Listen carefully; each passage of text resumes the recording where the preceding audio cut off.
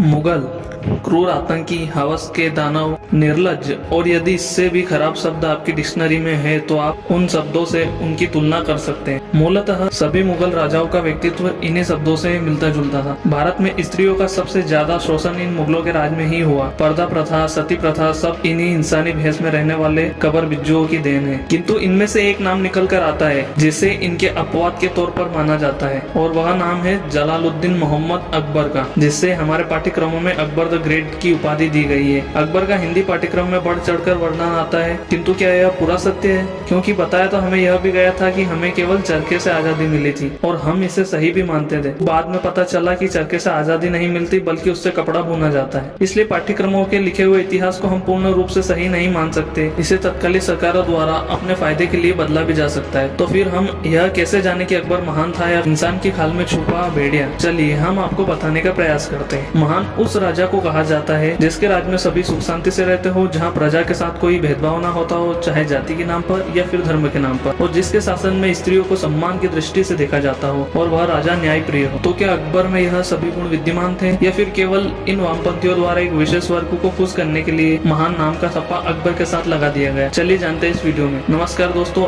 आपका स्वागत है आपके अपने YouTube चैनल AJRJ क्रिएशन में। यहाँ आपको भारतीय संस्कृति और इतिहास से जुड़ी जानकारियाँ मिलती है। एक अनुमान के मुताबिक अकबर के हरम में करीब 5000 से भी अधिक स्त्रियां थी, जिन्हें अकबर अपनी हवस की प्यास बुझाने के लिए रखता था। और यह स्त्रियां अपनी मर्जी से हरम में नहीं रहती थी, बल्कि उन्हें जबरदस्ती वहाँ पर कैद करके रखा जाता था। जिनमें से कई स्त्रियां हरे हुए राज्य की स्त्रियां थी, कई साधारण स्त्रियां व राजकुमारियां जिन पर उन हवस के दानों की कुदृष्टि पड़ गई। उनकी स्थिति और आज की टीवी सीरियल जोधा अकबर में जो हरम बताया जाता है उनमें जमीन आसमान का अंतर है। क्या मालूम ये अकबर इन टीवी सीरियल वालों के अब्बूजान लगते थे, जो उसकी छवि को साफ सुथरा करके उस सीरियल में दिखाया गया। मीना बाजार, अकबर ने उसके शासनकाल में मीना बाजार खुलवाया था। मीना बाजार उस बाजार को कहते थे जहाँ खरीदारी और बिक्री सभी औरतें ही करती थी। वह उस बाजार में स्त्रियों के भेष में जाता था, और जो स्त्री उसे पसंद आ जाती थी उसे अपने सैनिकों द्वारा जबरदस्ती हरम में भिजवा देता था। चित्तौड़ में किया गया नरसंहार, यह कहानी है चित्तौड़ के तीसरे जौहर की।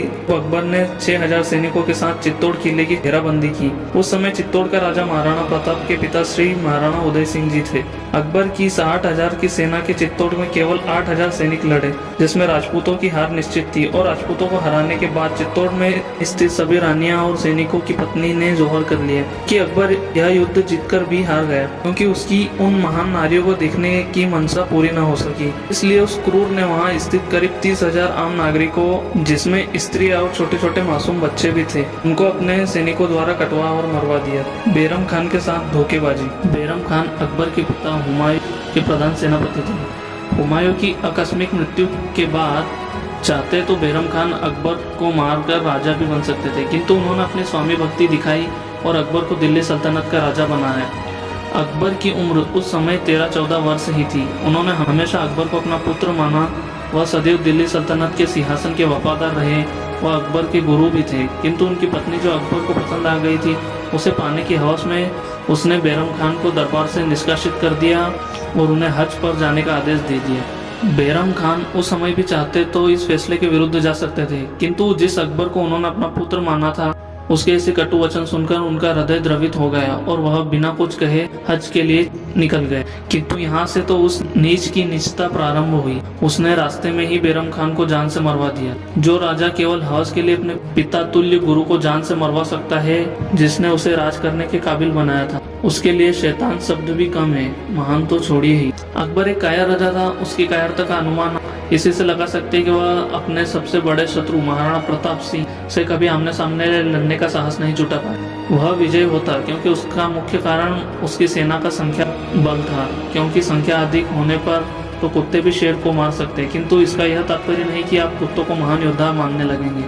कुछ यही हाल हमारे देश का भी हुआ। जब आज़ादी के बाद भारतीय इतिहास को विद्यार्थियों के पाठ्यक्रम में उतारा गया, तो एक वर्ग को खुश करने के लिए उन वामपंथियों ने इन मुगलों और इन विदेशी आक्रांता को महानता की उपाधि दे दी और उनके दुष्कृत्यों को बड़ी सफाई से छुपा दिया गया। और महाराणा प्रताप, शिवाजी, तानाजी, संभाजी महाराज, उदय सिंह, अमर सिंह, महाराणा सांगा, पृथ्वीराज चौहान, पेशवा बाजीराव आदि वीरों की वीरता को गुमनामी के अंधेरे में छिपा दिया। किंतु सत्य अब सामने आ रहा है, जनता जागरूक हो रही है, जिससे इन वामपंथियों में हड़कंप मचा हुआ है। और हमारी मोदी जी से यह प्रार्थना है कि इन वामपंथियों द्वारा लिखे हुए इतिहास को विद्यार्थियों के पाठ्यक्रम से हटा दिया जाए और इन भारतीय सूरवीरों को इतिहास की किताबों में अधिक से अधिक पढ़ाया जाए। इस महान निर्णय लेने का सामर्थ्य केवल आप में ही है। अंत में हम सभी सनातनी भाइयों से कहना चाहते हैं, एक होकर रहें, क्योंकि यदि बटोगे तो कटोगे। जय श्री राम।